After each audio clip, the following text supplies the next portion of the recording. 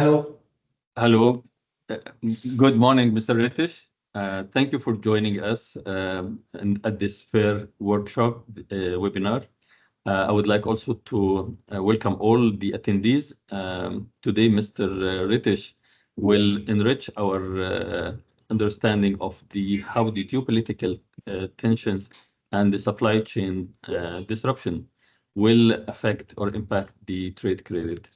Um, I tried to read a little bit about the trade credit and the impact of the geopolitics and supply chain to try to understand and prepare myself for this very useful webinar.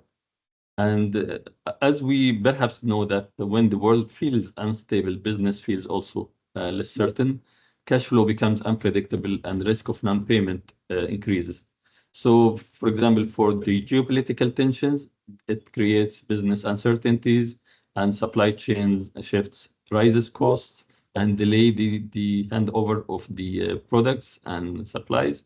And the payments flow also gets disturbed.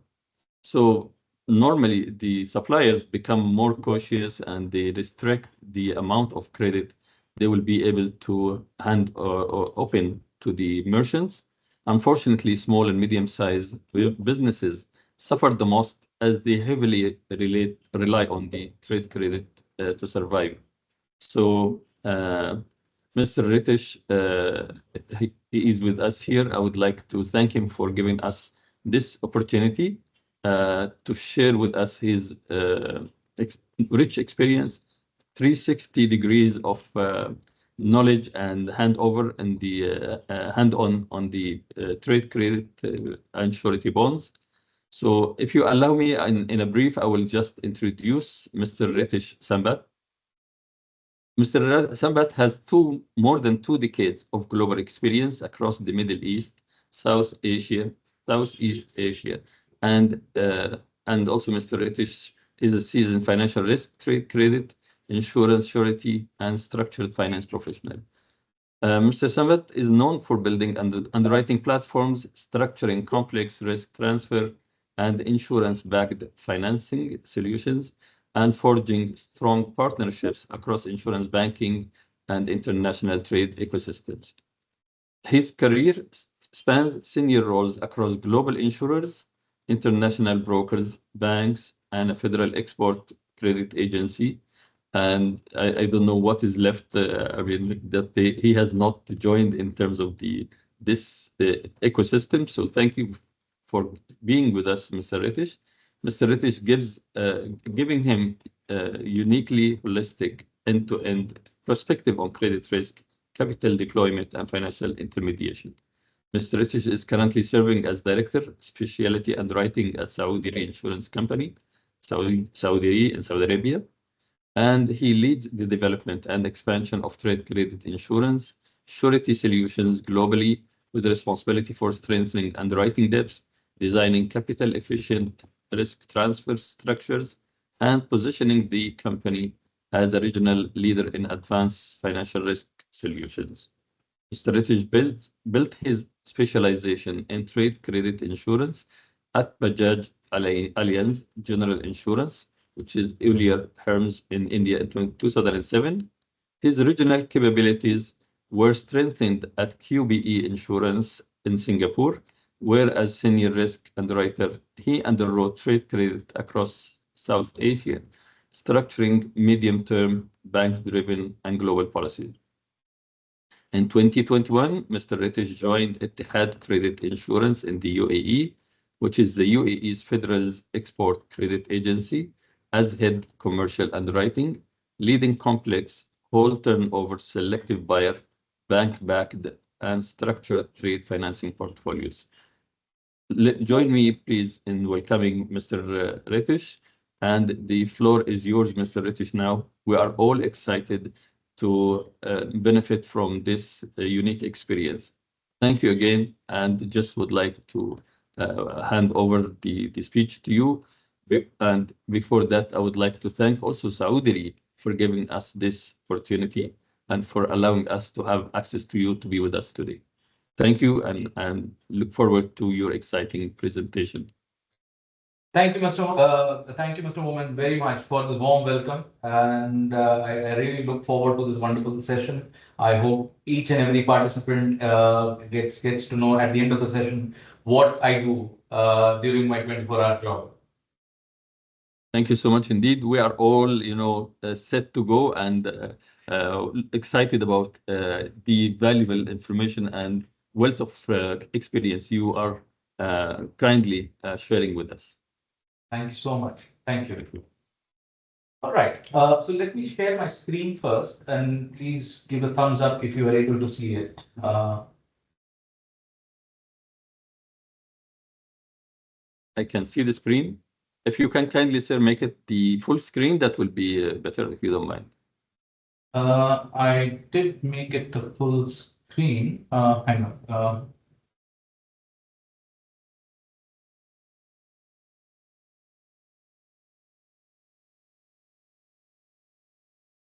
Are we able to see it now? Not yet.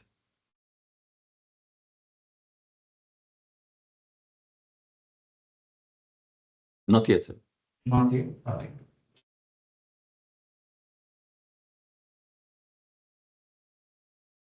Yes. Now, yes, I can see now. I can see the screen. Yeah. But All that's right. because the right side is taking part of the screen, so Okay, then just. yes, wonderful. This is wonderful. Perfect. Thank you so much. Yes. Thank you. Wonderful. So, hello everyone. Thank you very much for this opportunity to allow me to present my thoughts on credit insurance, which is in today's world a very, very important topic. Even when, as insurance professionals, when we are looking at providing risk solutions, we usually provide solutions on tangible assets, which are like your property, stock, marine, probably some intangible ones like liability. Uh, Very seldom do we really come across discussing a concept of credit insurance. So, since this is the first session, I will go through very basic understanding of what this subject is. So, at the first instance, today credit insurance is no longer an optional risk protection. It's a strategic enabler for growth in a fragmented global economy. We will see in detail what exactly the statement means. Right.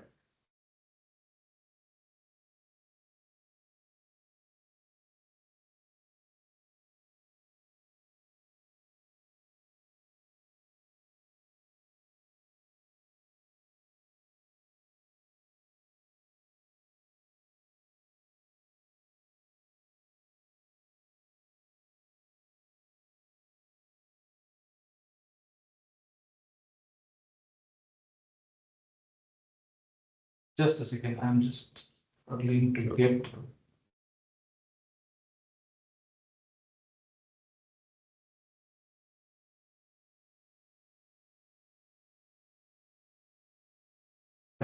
Do you mind if I just proceed with this kind of a thing? Because I think No problem. I think perhaps you need to do the same for every slide. I don't know why, yes, but or you scroll by the arrow, right or left arrow. When Yeah. you go to the full screen Yes. mode, I think you need to move by the arrow, right and left arrow. So let's try it perhaps one more time. Display settings.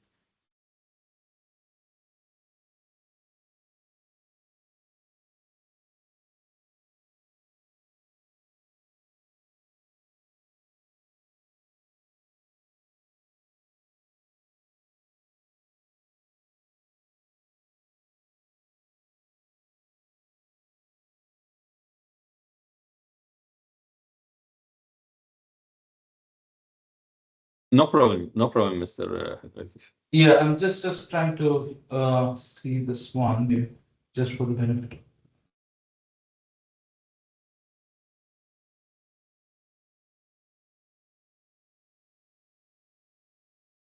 Okay, while this is fixing up, let me just quickly go through what exactly Yes.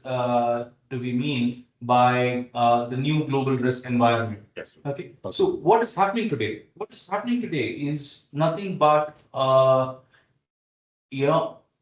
different powers are emerging in the world. Okay, earlier it used to be only the West, but today, Asian giants are also claiming their power in terms of trade and supply chain. Okay, so there is fragmented geopolitics. Right now, there is rule-based global order which is under strain. We are all seeing that there are rival blocs competing for influence and reshaping the trade corridors. So West claims they are still the superpowers, but there is East as well, which is also talking about a massive influence today in global trade.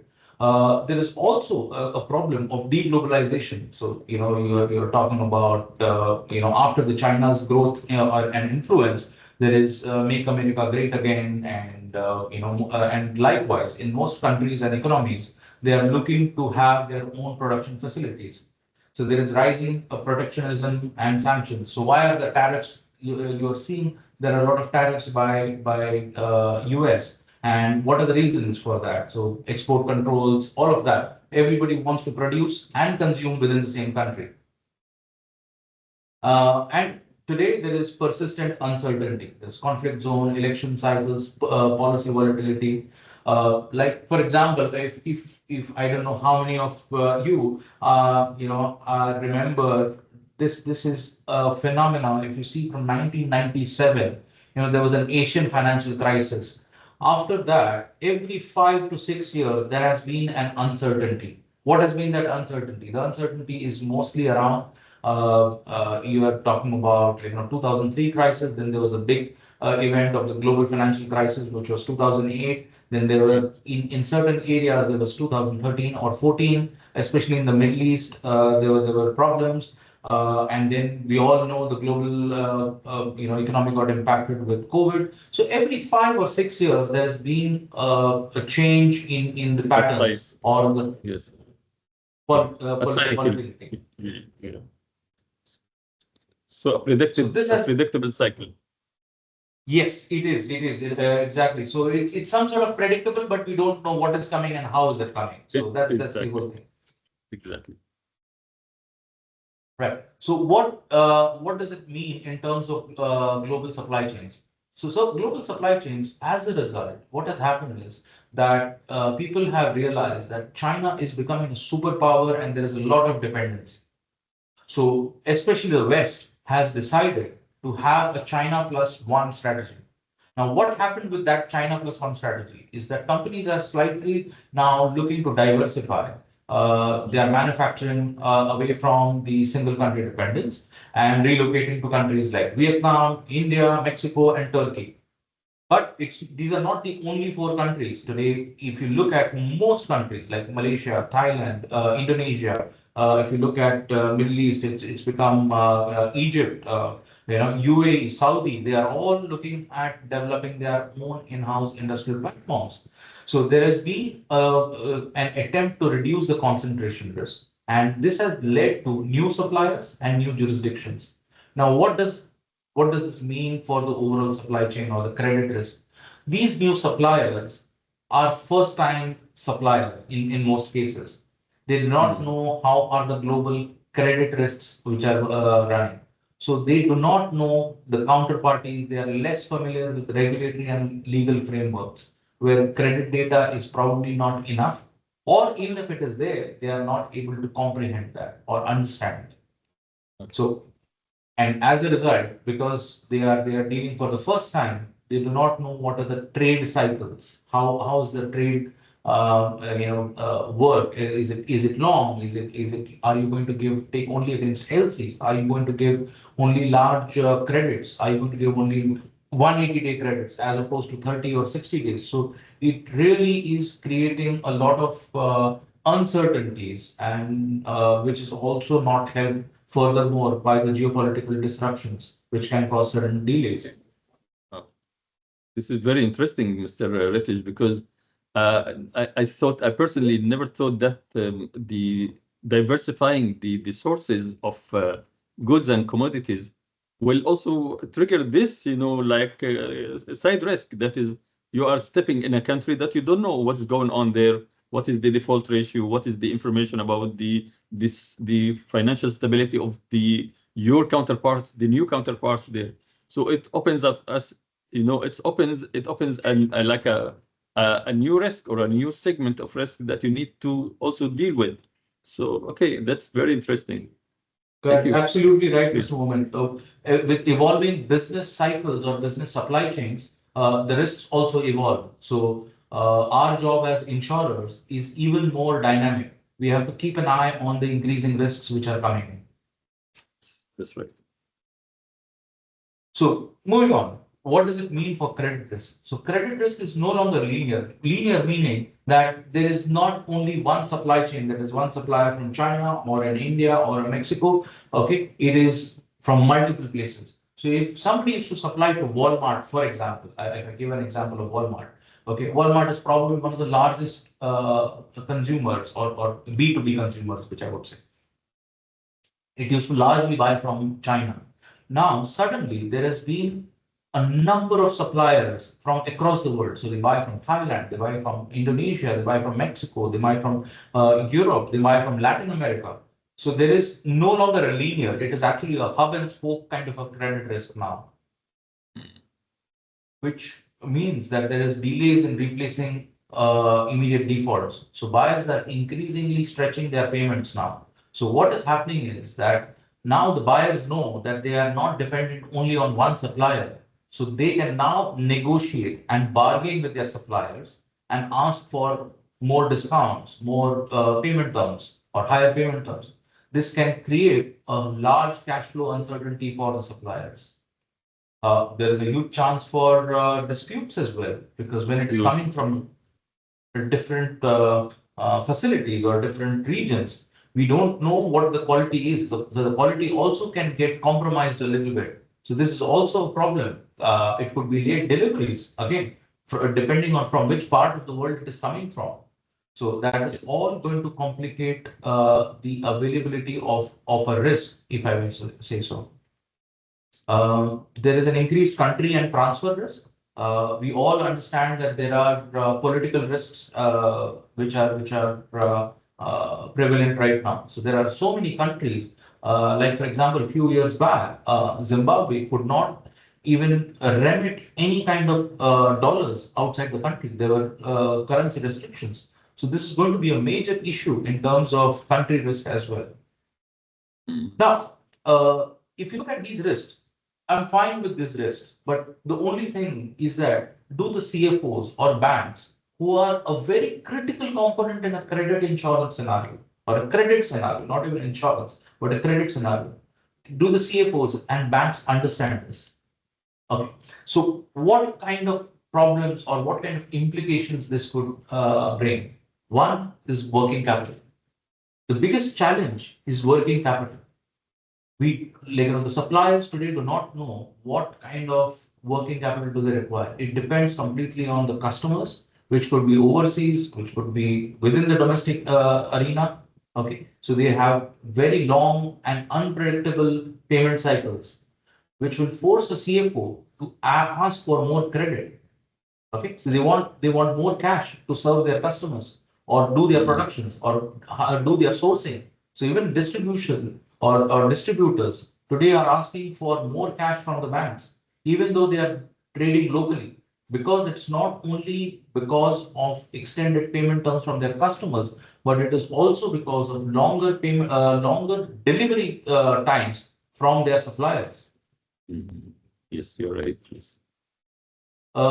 It also leads to concentration risk. I give you the example of Walmart, for example. Now, almost there are, do you know that Walmart purchases from over 3,000 suppliers? Large suppliers, which I'm talking about. So Wow. there is a concentration of Walmart. Now, if Walmart Yes. falls over tomorrow, and which does happen in the retail industry in a lot of economies, if one retail company falls, there are thousands of suppliers whose monies are at stake. So there is a huge concentration risk now.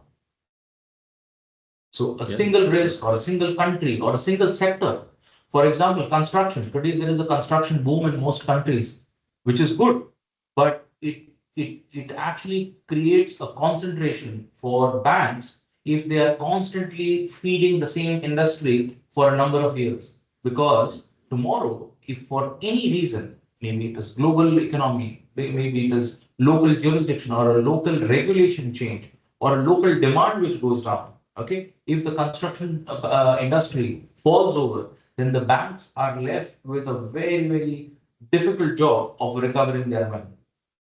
Of course, yes. There is obviously, we just discussed this point of some time back. There is delayed receivables. There could be very high inventories. What will all this do? Inventories means basically stock. I suppose I'm a manufacturer. Today I produce something and I have kept it for my supply for my customers to buy. But if there is a delay in the delivery or delay in the order placing by my customers, there is a huge stock which I'm sitting on, and it does not mean that I have cash in hand. I need banks, or the CFOs will need banks to bring up more liquidity into the business. Uh, and with this, banks will always have a problem of due diligence because they will never know that even if the company is asset rich, but is it cash rich? Because Oh, the most okay. important is liquidity in the business. Liquidity. So even if you have debtors worth, which are, worth millions of dollars, but if they are not paying you, you have a big problem in paying back to your suppliers, your employees, your overheads, all of that. So there is a huge due diligence burden on the banks. Very interesting.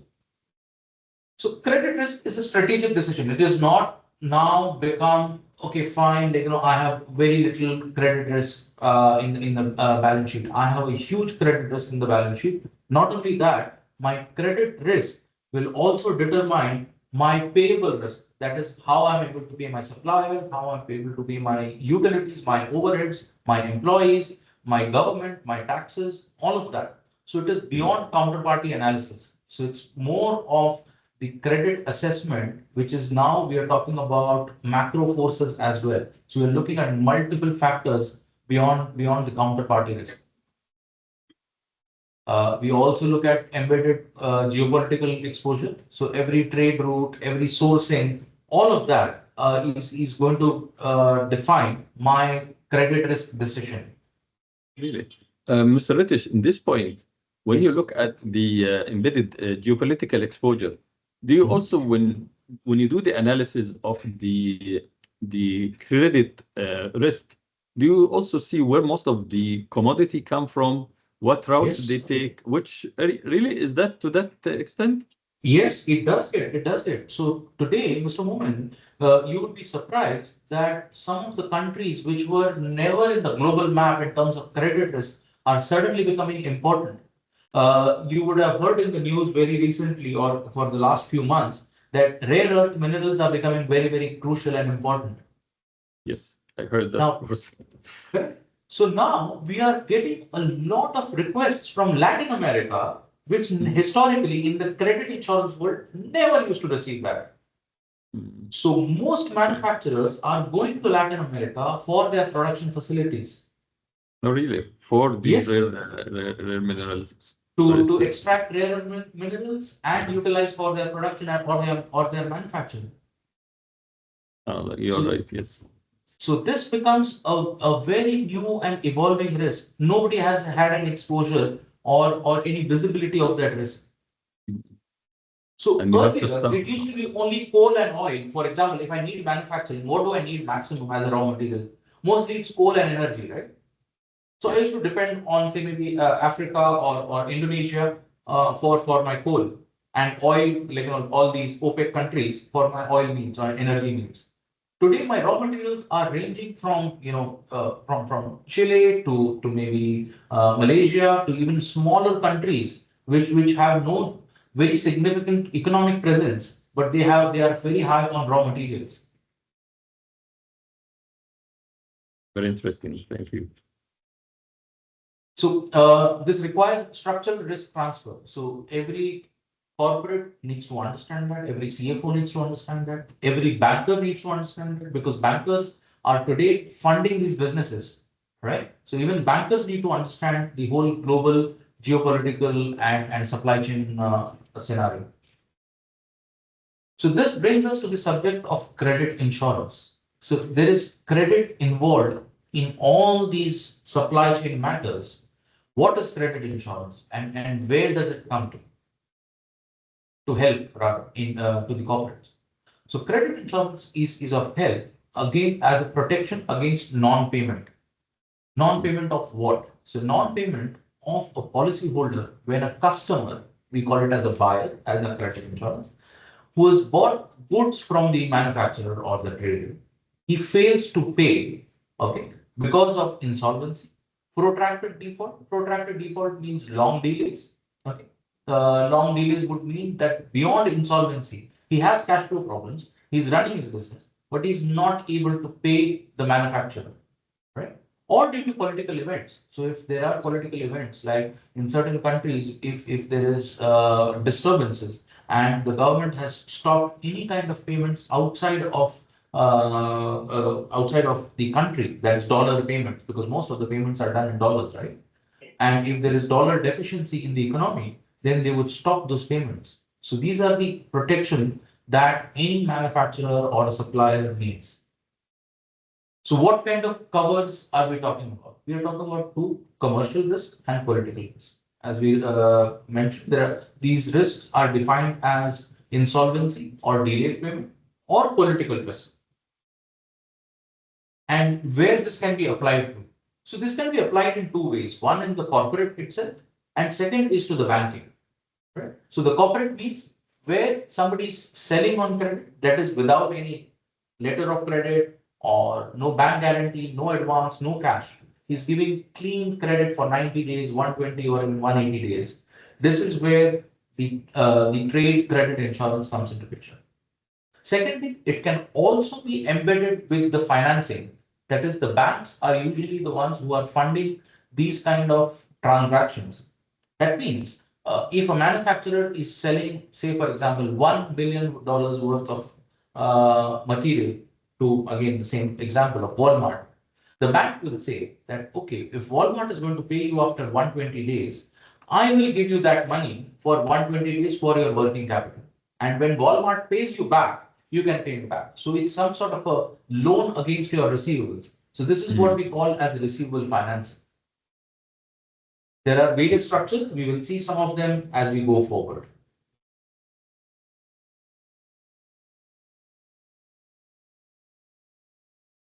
So what are the standard credit insurance products? So one of the standard credit insurance product we discussed is protecting sellers against buyers' non-payment or short-term trade receivables, which very typically covers portfolio of named buyers with credit limits.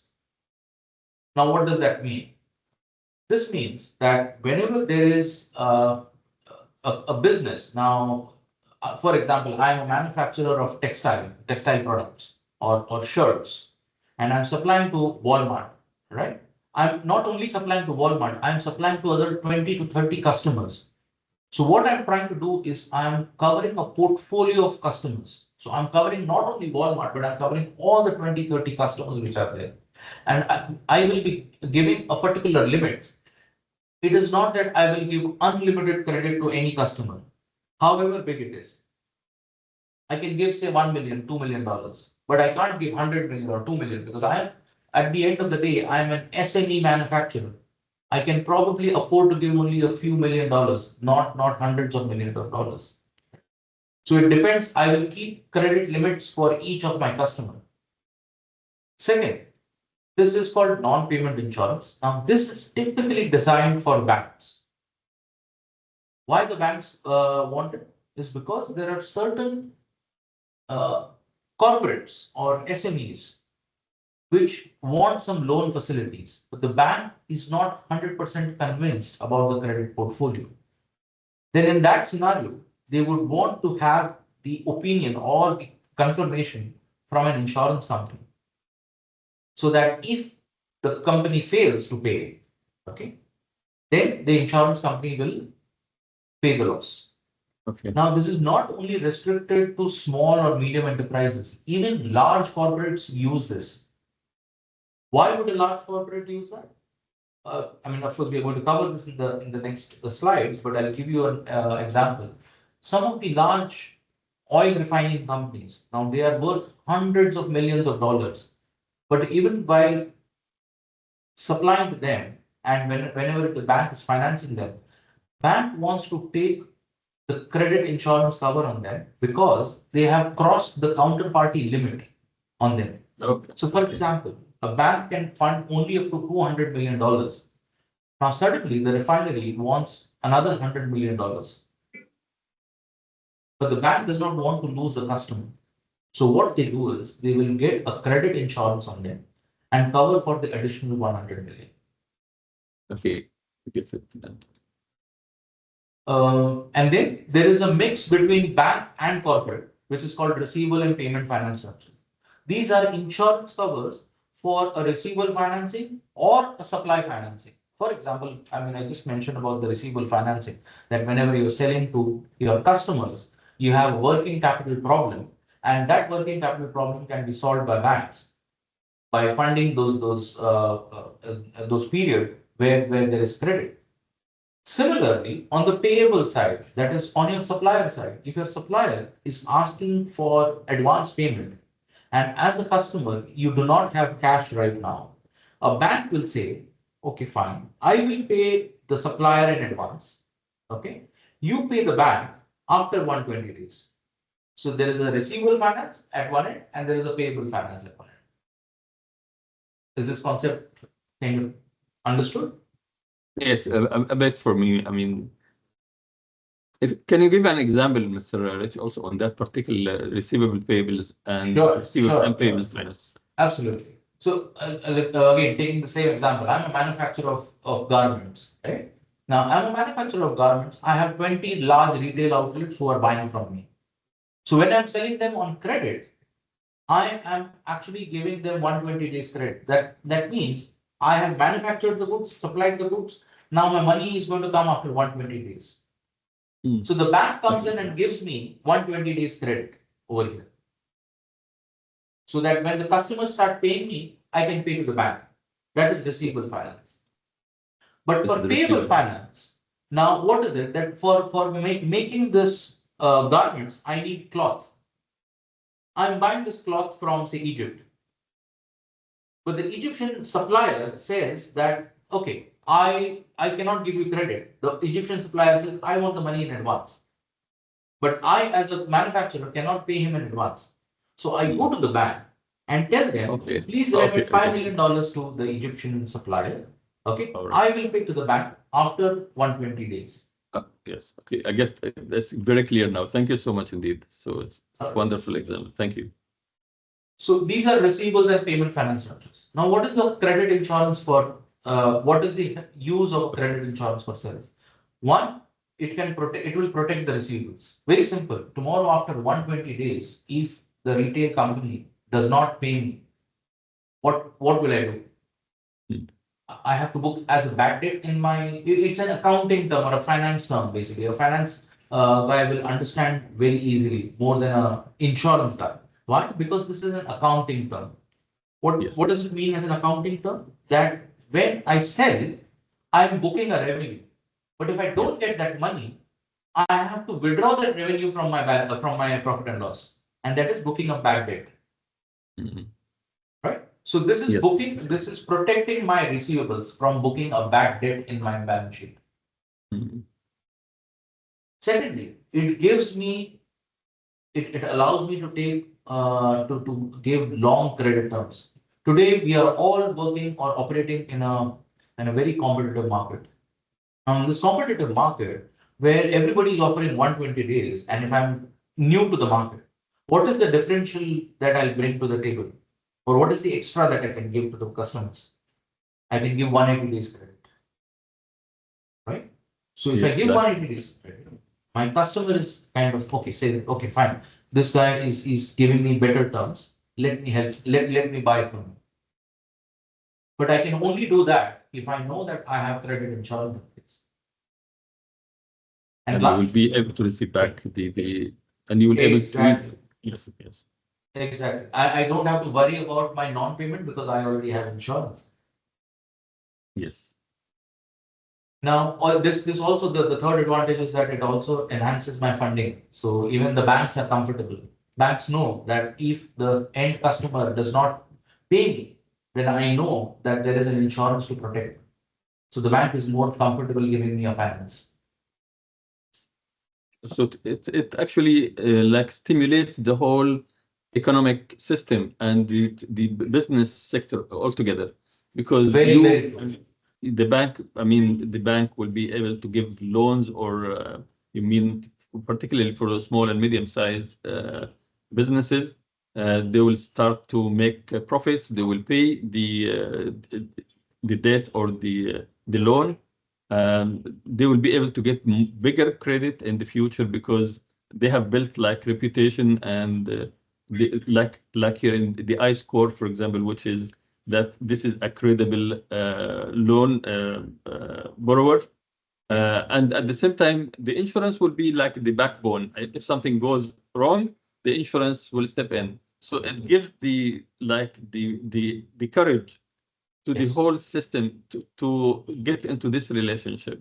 Otherwise, Very, everyone will shy away, and then it will suffocate the industry or the economy.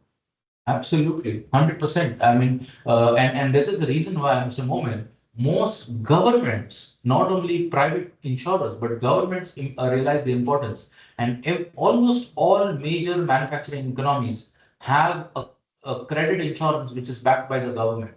Like China has Sinosure, Egypt has EGE, right? Saudi has Yes. Saudi Exim. So there are various government-linked organizations which support this insurance program. Yes. Thank you, sir.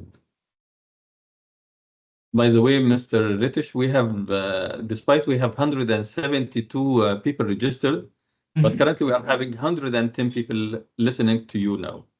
Oh, wonderful. That is probably one of the largest audiences that I have addressed you. Thank you so Thank you. much. Thank you so much. Thank for the audience also for their interest and for taking the time to listen to your uh, views and insights. Thank you so much indeed for everybody. Lovely. Please, This sir. this only mentions this only actually goes to show that how important this is for all insurance professionals today because they are listening to their customers and they are coming back with their queries, right? Yes, Right. that's right, sir. So, credit insurance for buyers or borrowers. Exactly. This is what we discussed. Like, it enhances their bankability. They become they are perceived as a stronger risk. You don't have to provide collateral. For example, if I'm taking my finance against receivables, I don't have to provide additional collateral or a security, right? So I don't need to Yes. provide my plant, building, machinery as a collateral. I mean, my invoice is my collateral. So it also improves the funding terms. So that, the borrowers can negotiate better interest rates, maybe slightly favorable solutions from the banks. But why credit insurance matters even today, especially today? Especially today because we discussed in the past that there is volatile supply chains, there are new customers, new counterparties which are emerging, and because of this, there is a very very high chance of default. There is the uncertainty is almost this is the single biggest reason for not expanding business for most corporates today, by the way. Yes, sir. That's right. So credit insurance is also a balance sheet tool. It becomes a risk transfer. So if there are any accountants in the room, they will understand the meaning of a balance sheet tool. That means your balance sheet becomes de-risked. You have your asset side of the balance sheet. There are a lot of assets in your balance sheet, and your debtors are one of your large Yes. assets. Yes. So you are able to transfer your risk on those assets. There is capital efficiency. You are able to, utilizing bank resources, bank finance, you are able to serve more customers. You are able to give more credit to more customers. And obviously, there is liquidity optimization. You get more liquidity because of credit insurance. Right. So just an overview of what credit insurance is. It's a seller who's insuring the buyer's risk. We are typically talking about short-term trade exposures. We are talking about payment terms up to 12 months. Usually it is up to 120 days, but on a 12 months on a case-to-case basis. And there are named buyer limits. So whatever customers that you're dealing with, you have to disclose it to the insurer. Not only disclose, the insurer will also evaluate those names and give them the applicable credit limits within which you will operate with those customers. So they work as your credit management department. They work as something like a banker, but just that they're not funding your buyer. All right. So what are the coverages? We discussed it's buyer insolvency, protracted default, or that is delayed payment, or political risk. Okay. The typical operating process is that whenever you take this policy, you also have to give the buyer names. The buyer assessment is done. You ship or start invoicing after the buyer assessment. That is the insurer gives you a credit limit on that customer. For example, the Walmart example, if the insurer has given me $2 million worth of limit, up to $2 million, I can keep shipping to Walmart. And then there is ongoing reporting. So you have to report your quarterly declarations for your turnovers, or if there are any overdues, there are non-payments from the customer that you have to report. I think this assessment is a very critical part of the credit risk, Mr. Ritish, because if you cannot, yeah, I mean, it's a what do you call it? It can break the deal because if you cannot assess and you don't have enough information and you don't have credible information about your borrower or the person or the corporate you are insuring, then you are just gambling. You are just giving a insurance protection for someone or some corporate that you don't know how they will manage their cash flow, whether they are genuine or not, whether they will leave the market and disappear in 2 months before even the due date of the payback comes.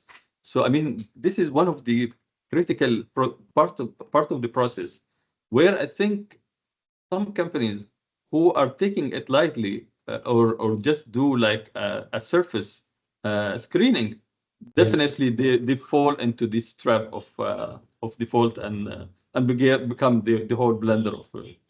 Absolutely, absolutely. This is probably the backbone of credit insurance. And this is one topic, Mr. Moomin, this is an introductory webinar or an introductory session. When we go to the phase 2 of the session, we will spend a lot of time on buyer assessment and limits. Thank you so much indeed. We are looking forward to it and we will manage it, also organize it together very soon. Fantastic. Thank you, sir. So what are the claim triggers? We mentioned that insolvency. So formal bankruptcy. Insolvency means there is a chapter 11, especially in the Western countries, in the developed countries, there is a concept called as chapter 11. So a company can file for bankruptcy. That is, your payments are not received. And any company, the defaulting party, can be taken to the court for bankruptcy proceedings. That means they can recover through courts. But if the customer or the buyer does not have money, then it will be declared as bankrupt. So there is a liquidation process which is there. So that is the insolvency, which is very prevalent in the Western, the developed countries, which is like Europe and US. Not so in the Middle East or the Asian part of the world. So in Asian part of the world is non-payment beyond waiting period. Typically, if the companies do not pay beyond 180 days, then this is called as a protracted. Protracted means long delay. So a long delay, which is outside of 180 days, then they can file for a claim.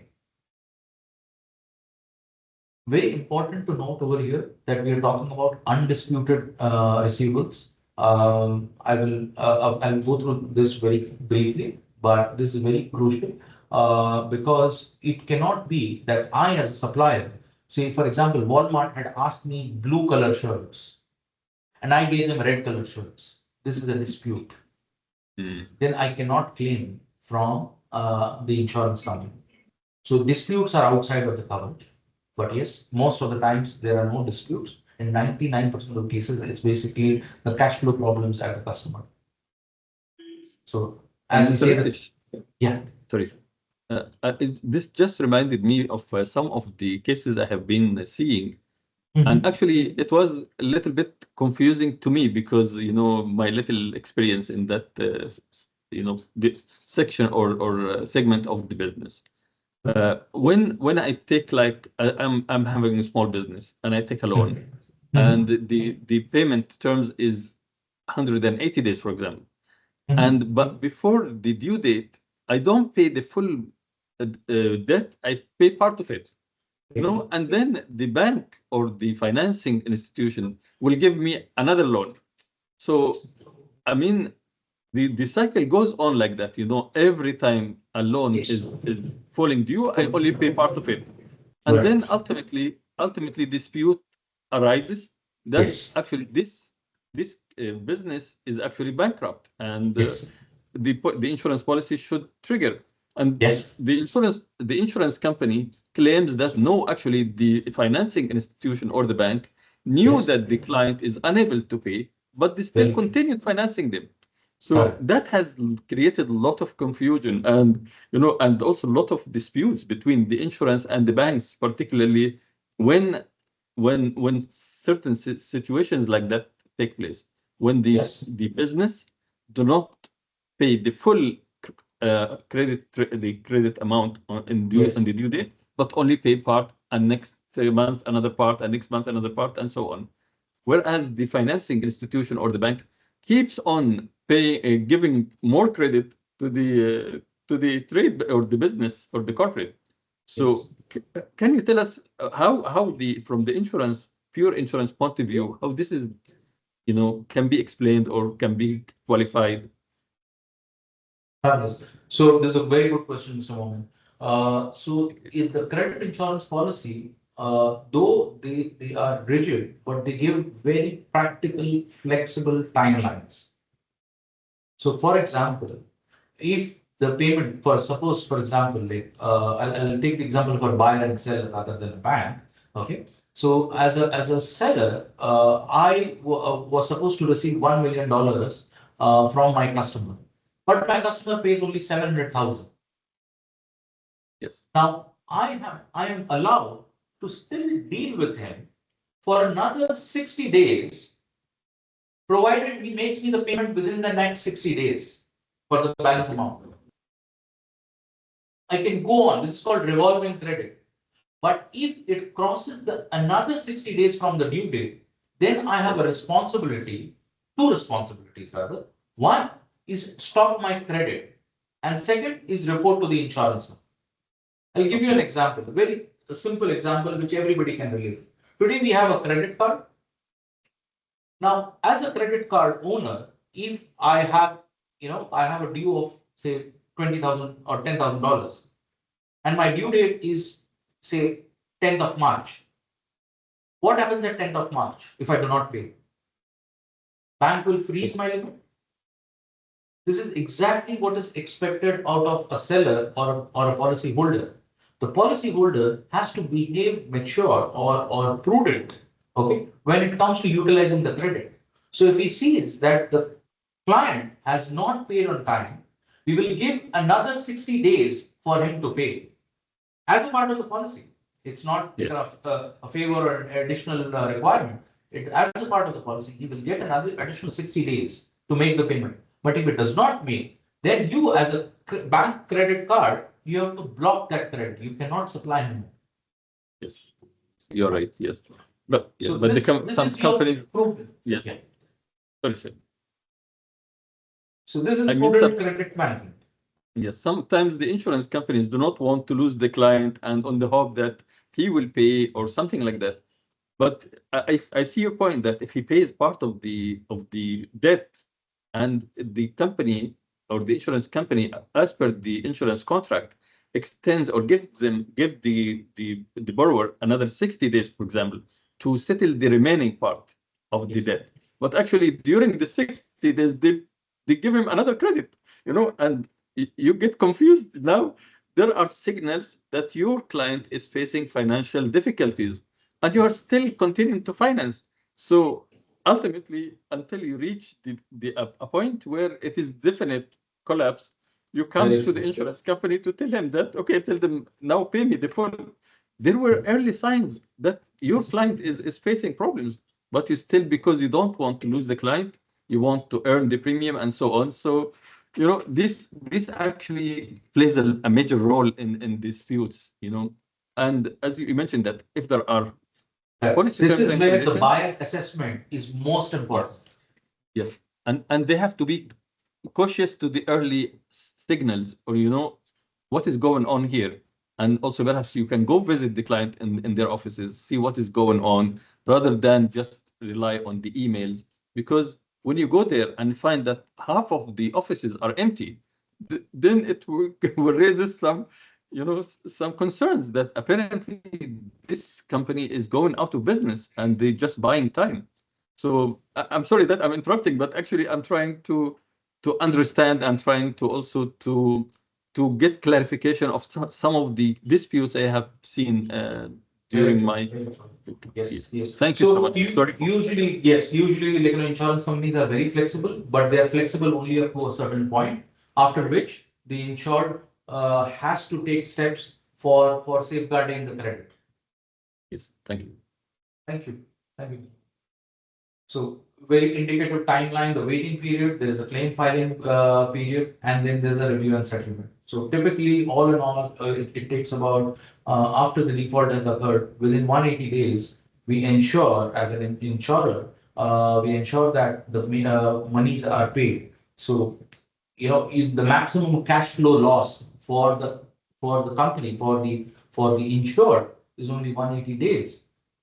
As against, if he has to go legal, he has to go to the court, he might go in for 2 years, 3 years, 5 years, depending on the legal case, how much time it takes. So the review and settlement can be done within 6 months.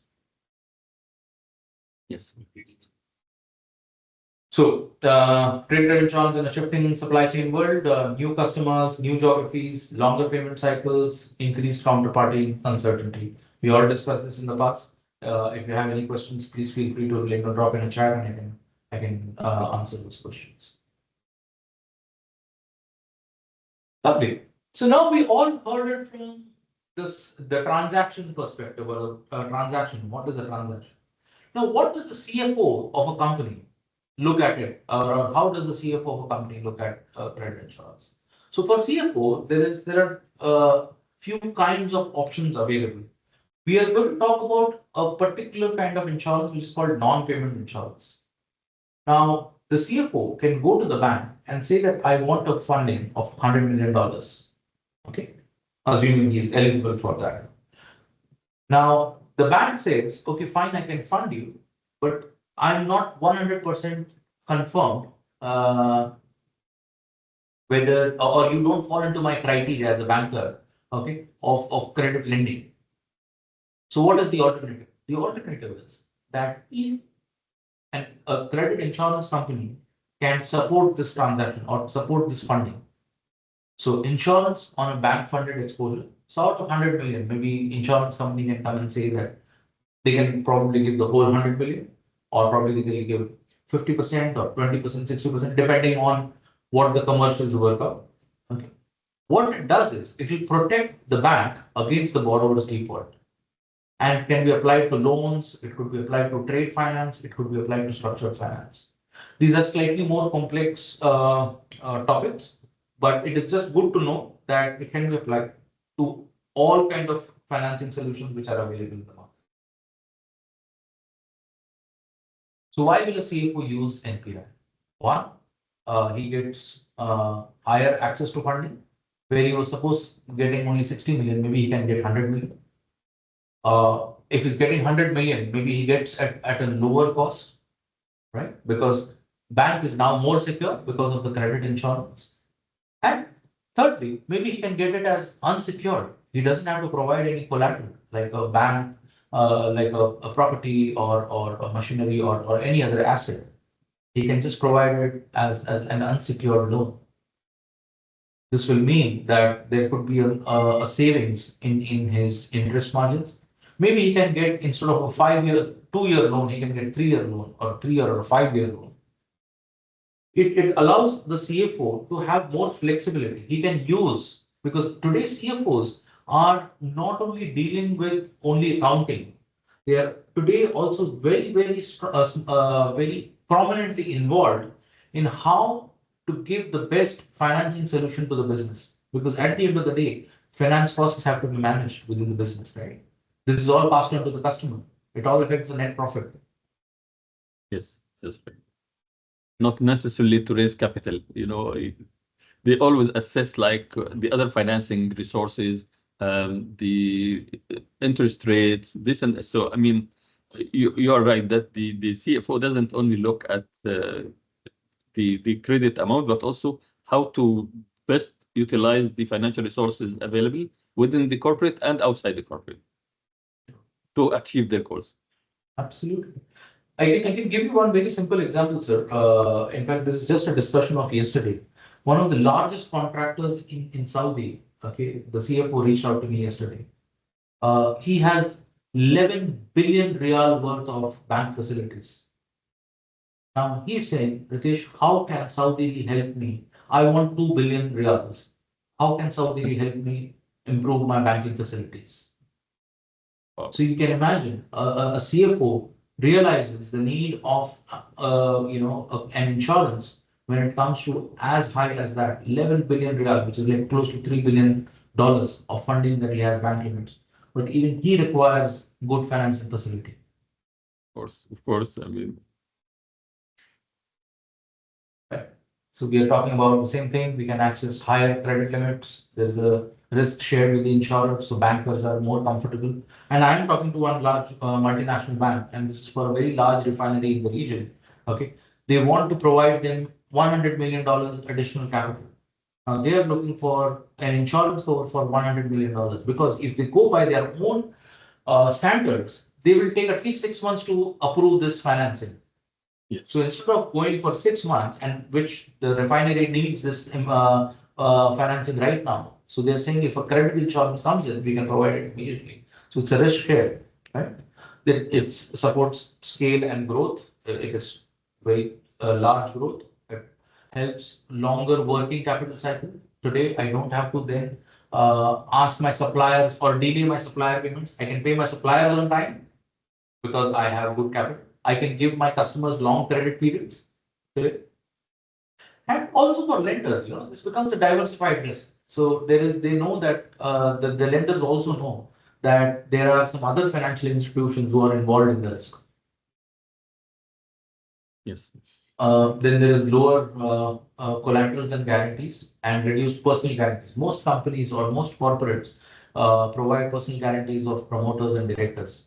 You don't have to provide that. So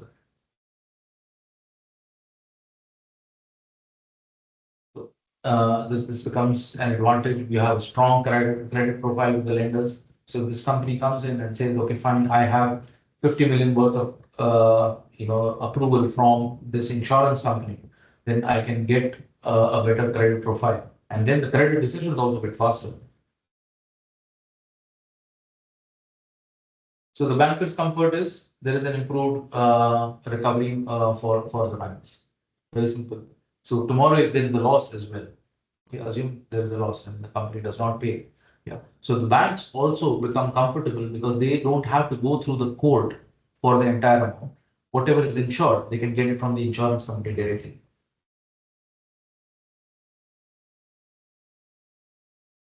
So what is usually the structure of this? So a borrower is identified. There is a working capital or a trade finance facility which is agreed.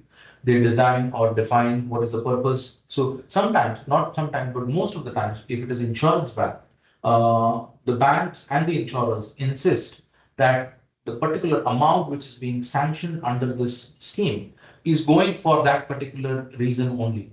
So it could be a revolving credit facility, or is it because of paying a supplier, or if it is for buying a particular asset? Okay, all these things are defined, and the purpose is also defined, and the tenor is also defined. Is it 1 year, 2 years, 3 years? The bank does its due diligence. They will do the financial and cash flow analysis. They will do the sector risk, and then they will bring in the insurer for structuring. So they will bring it as a layer on top as a protection to protect themselves against the default. And the insurance, obviously structuring, will match dot to dot, or rather, in the insurance on the lending contract, all the conditions which a banker has put in, right? So if the banker is given 3 years facility, the insurance company will also give a 3 years facility. It cannot be only 1 year. So the insurer or the reinsurer will underwrite. They will also do their independent credit review. They will also look at the structure, the covenants. The covenants are basically bank conditions, all of that, and obviously the jurisdiction, the country regulations, etc.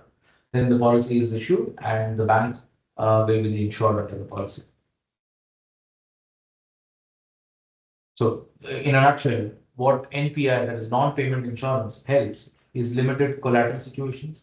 It allows large exposures or diversification of concentrated exposures, and maybe cross-border risk. So, for example, if a bank is looking at foreign entities to be funded, then this protects them from the cross-border risk. The second source of financing is receivable finance, which we briefly discussed. So what happens is, if I am supplying to 20 customers, my average receivable is say $1 million to each customer. At any point in time, I have $20 million which is floating in the market, which I don't have cash. So what happens is, these are trade receivables. So what is my invoice is the second name is trade receivables. So trade receivables, I can go to the bank, I can go with all my 20 invoices to the bank and tell them that these are my trade receivables. Can you give me financing against these? If the bank agrees, okay, this provides them a short-term liquidity solution. That means if I have no cash for 180 days, I cannot do my manufacturing, I cannot do my sourcing, I cannot do my procurement. But if a bank finances me against my receivables, I can keep moving my business. So what is the role of trade credit insurance? There are two roles. One is obviously credit default, okay, and also it serves as a security to the bankers. So we are serving two solutions over here. One is we are protecting the default, and secondly, we are protecting as collateral to the bank, so that in case anything goes wrong with the customer, the bank knows that they can get money from the insurers. So it's again a benefit to the insurers. They can get as high as 60, 70, or probably even sometimes I've seen up to 90% of the invoice values being paid to the corporate by the banks, because they have credit insurance. Of course, it's a unsecured loan, usually have very large or very high interest rates, but the finance cost can go down if it is protected by credit insurance. And as we mentioned, there is no need for collateral. The credit insurance policy itself is a collateral. So how does this again function? The buyer portfolio is identified. Okay, there is a credit limit approval which is given. We discussed, right? You can give up to 1 million or 2 million, half a million, whatever the amount is prescribed to the insurance company. The corporate will sell only to that extent, and then these receivables will be assigned to the bank. That means the risk now goes from the insured, that is the seller, to the bank, and the financing can be done between 70 to 90%. There is a pricing mechanism. It all depends on a number of factors. That is the countries that this company is selling to, the quality of the buyers, the buyer limits which are there, all of that. So there are a number of considerations before arriving at a pricing on these buyer risks. What are the applications? I don't, as a manufacturer, again, as a manufacturer of garments, I don't have to worry about my concentration risk. I'm able to diversify. It immediately helps me in growing my sales, right? Because I am selling, I'm getting my money immediately from the bank. I can sell it to more customers. So I can go for my sales growth more. And lastly, most importantly, again, for every CFO, what is important is that it stabilizes the cash flow.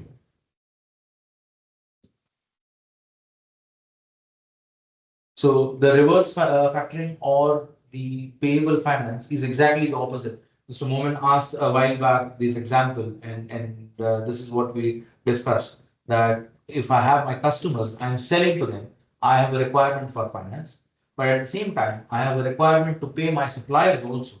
So that is my payable finance requirement. And it exactly works the same way, but in an opposite manner. That is, a supplier is paid in advance, and I pay to the bank after 120 or 180 days. So this allows me to probably get advance payment discounts from the suppliers, or it works as a collateral for the suppliers as well. That a bank is guaranteeing this payment. So the borrowers can, now instead of paying in advance or 30 days or 60 days, they can pay up to 180 days.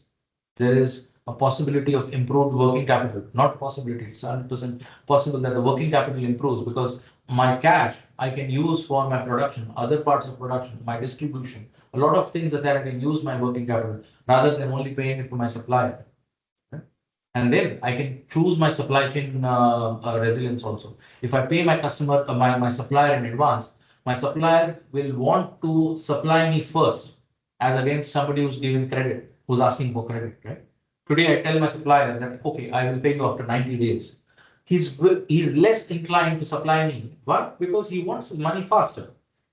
Today, if I tell him that I will pay you immediately, my bank will pay you immediately. This helps my supplier to, supply me immediately. So, as a supplier, you get faster liquidity, there is low financing cost, and there is a payment certainty.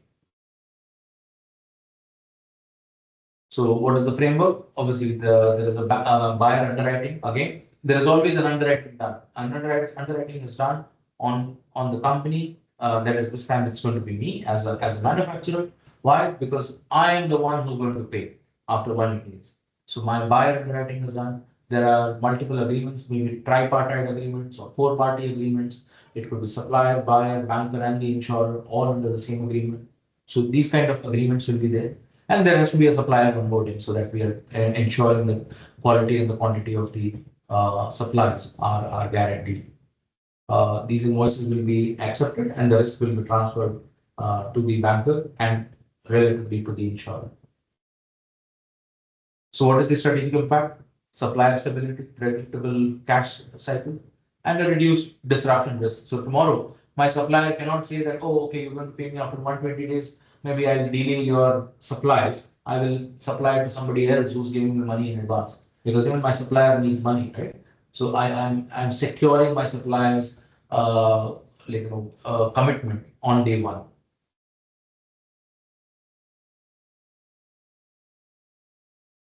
All right. So this is what CFOs think about all these products. What does the bank look at it? So bank looks at it as risk diversification or bringing down their risk. So when they are bringing down their risk, okay, what happens is that in this overall geopolitical uncertainty, banks do not know where their customers are going to get affected. So for them, it is very important that they have some sort of a protection from the insurance company so that if any of their borrowers are going bust or going insolvent, then there is an insurance policy to cover them. This will also help in their capital optimization needs. So there is a concept called as Basel 3 or Basel 4, which is basically capital adequacy norms for bankers. Just like insurers have solvency margins, this is exactly similar what bankers have to keep. So if they take a credit insurance from an A-rated insurance company or a double A-rated insurance company, okay, they get better capital relief or a solvency is improved for them. Corporate exposures. We just spoke about one example where the multinational bank wanted to give additional $100 million to a refinery in Middle East. Okay. Now they want to take that exposure, but they do not want to take that risk. So they want to sell down that risk to the insurance company. So what are the coverage scopes? We discussed. So the trade finance and working capital are under this product. receivables financing, structured lending. There is structured lending. For example, there are so many cases where banks look at providing solutions only for 6 months. They want to fund a particular company. So one of the largest retail companies in Saudi is looking for a 6 month facility. They are probably worth billions of dollars, but they are looking for something like $100 million for 6 months. So this is a strategic or a structured lending product which the bank is providing, right? So syndicated loans. There are a lot of large corporates which cannot be satisfied by one banker. I have seen cases up to 18 bankers who have participated because they were deals like $2 billion. One single bank cannot take that exposure. So there are 18 bankers who are funding that company. So credit insurance can come into that. So what are the key selling points? There is robust credit risk mitigation, capital efficiency, and portfolio diversification. So banks can lend to more different kind of customers. So this is a great value in a volatile global economy. Okay, they can support the client without taking excessive risk. They can manage the long credit cycles, and overall their asset quality, that is their portfolio as well. They are able to manage or protect their asset quality. So the banks can expect lower credit loss. They have reduced risk-weighted assets. So again, that is also a concept which is for the banks. It is similar to what today IFRS 17 is for insurers, where we are looking at risk-weighted portfolios. This is similar to them, the risk-weighted assets. So it becomes more efficient for them. And obviously, there is a stronger portfolio resilience. So this is it. As we said, credit insurance is no longer an optional risk protection.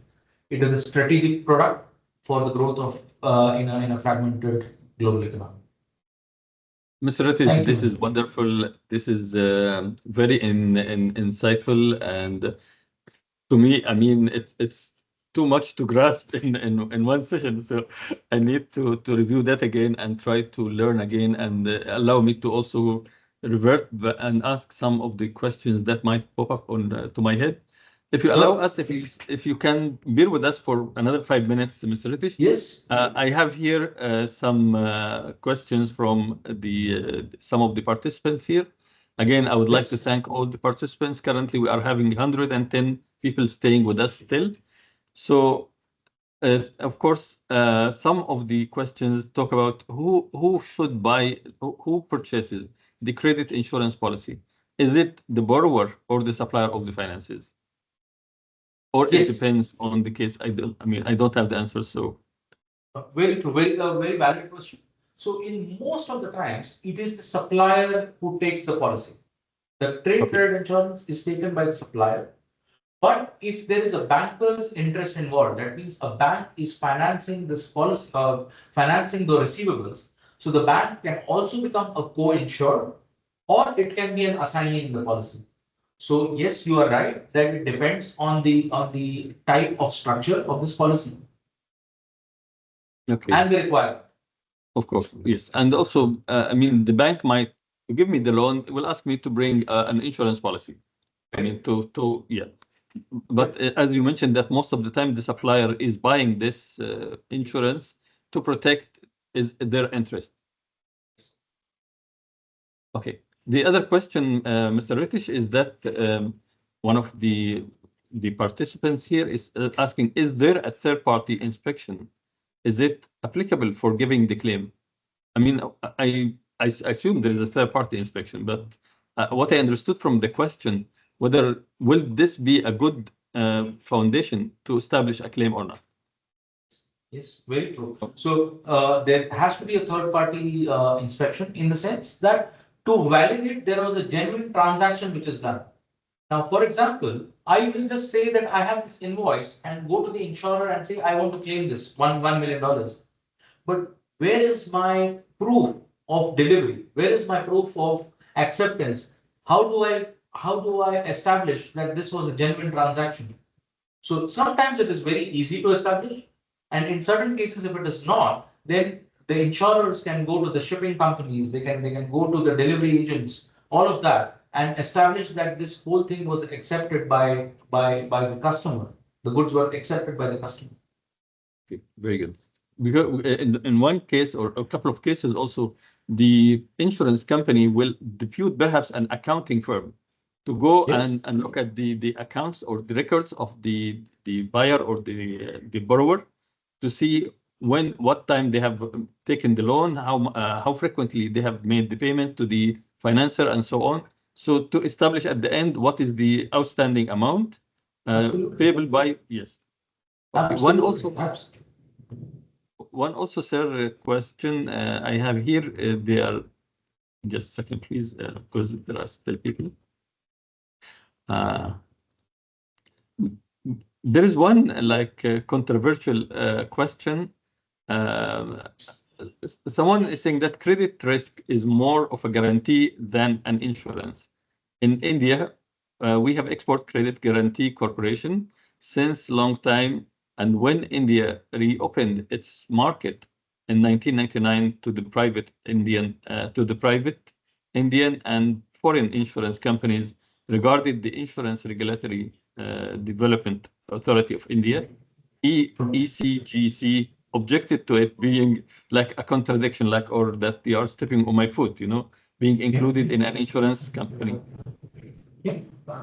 No, this is true to some extent, but largely now over the last, since you're talking about 1999, for the last 27 years, this has been proved otherwise. The reason being, the ECGC or the local government backed insurance companies can only provide a certain amount of support. They don't provide the whole support, right? And there is only a certain amount of capital that the government can put in. You require a lot of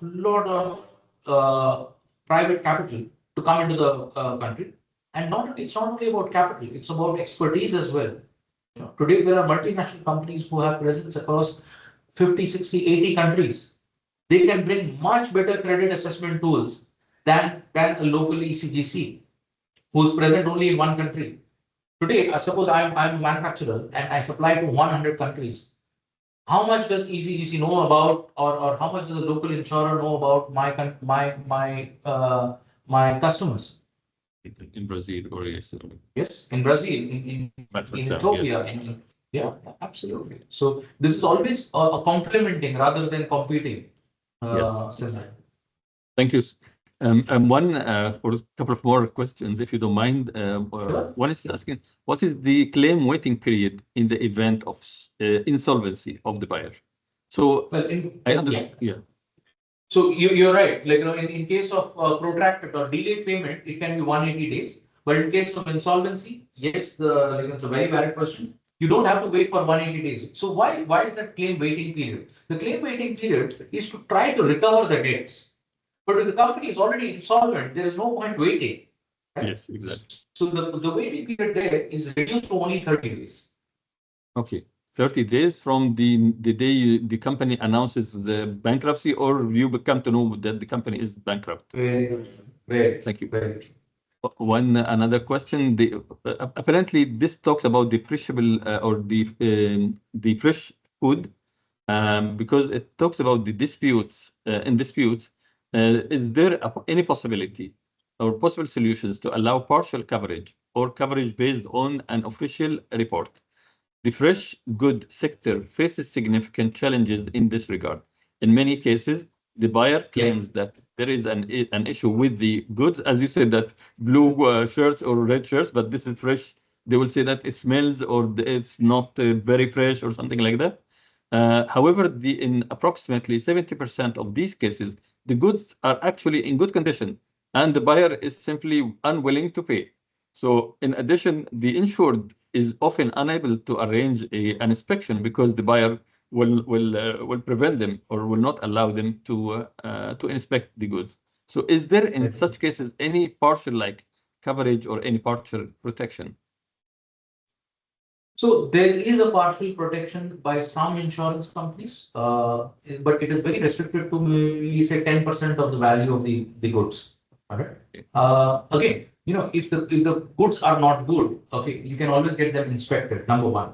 Number two, if if it is only a partial batch of goods or is it the whole goods, we really need to know that. Okay, so there are various elements to this particular dispute which can be generated. Now, even if this is done, now insurers, then it becomes a matter of a pattern. So if we see that this particular customer is generating disputes for time and again with most other Okay. companies as well, then Suppliers, we know that yes. this is not a genuine dispute. There is a problem. Okay. So it's very difficult to raise a dispute as well for the customer. It's not easy. Mm. Also, we look at the financials as well because if we know that they have a working capital problem and they're trying to delay the supplier payment, we also get to know that. So there is a list of pointers that we look at before judging that this is a genuine dispute or not. Yes. Thank you. I have last two questions because I know that you are also tied up with other things, sir. One of the valuable participants here is asking, since seller has multiple buyers, what is the maximum liability under the policy? Is this chosen by the seller or buyer or buying cover in buying cover? I'll read it again, perhaps I couldn't. Since a seller has multiple buyers, what is the maximum liability under the policy?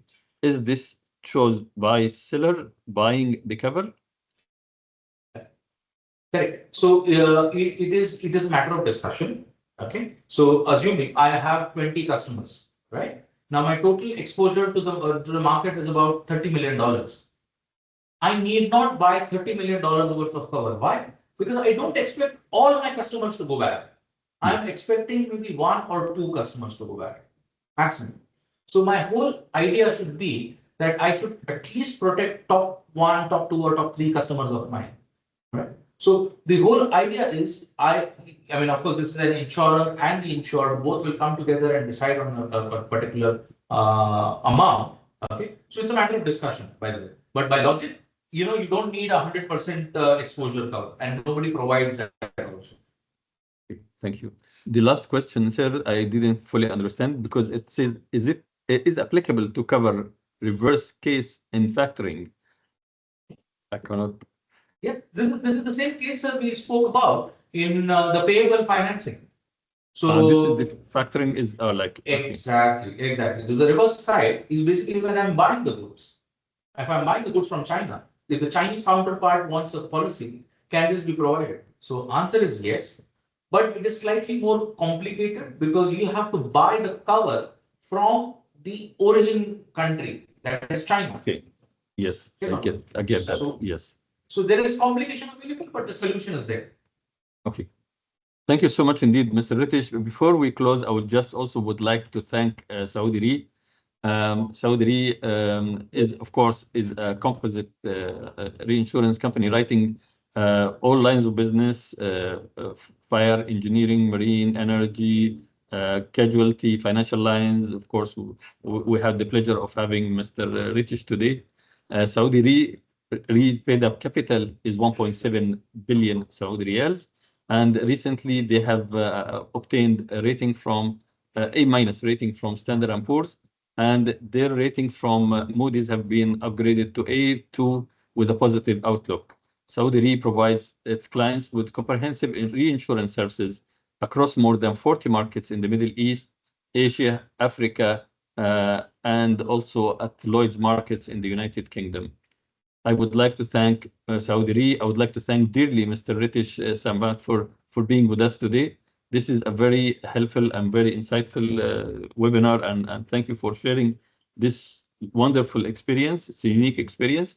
And of course, if you allow us, sir, that the participants who have asked for a copy of the presentation or a copy of the recording, we'll publish the recording and the presentation on our website and share it with the delegates if you don't mind. Absolutely. Otherwise, thank you so much indeed for being with us. All the delegates, thank you for being with us. Thank you also for being interactive in sending some of the questions here. Please excuse me if I overlooked any of these questions addressed to Mr. Ritish, but we look forward, we will work together again into more practical and more like mathematical cases in the near future, Mr. Ritish, because sometimes the mathematical examples, get the ideas stuck, to the brain. But it's certain this introduction and this orientation session was very, very helpful and very, very insightful. Thank you so much indeed.